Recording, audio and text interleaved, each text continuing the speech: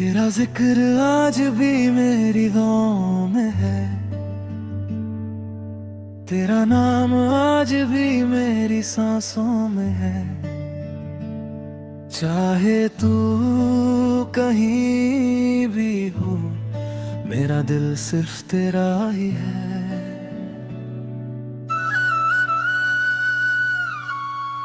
हर सुबह तेरी यादों से शुरू होती है, हर शाम तेरी कमी में ढल जाती है। जो बातें अधूरी रह गई थी कभी, वही आज मेरी तन्हाई बन जाती है। न जाने कैसी ये दूरियां हैं, फिर भी दिल में वही नजदीकियां हैं।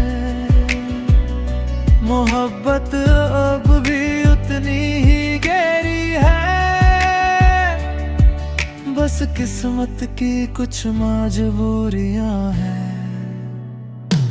तेरा जिक्र हर बात में आता है, दिल तुझे ही बार बुलाता है। चाहे कितनी भी दूर हो मंजिले, मेरा इश्क तुझे ही चाहता है। तेरा जिक्र मेरी हर गजल में है, तेरा नाम मेरी हर धड़कन में है। तू मिले या ना मिले जिंदगी में, मेरा प्यार हमेशा तेरे नाम है।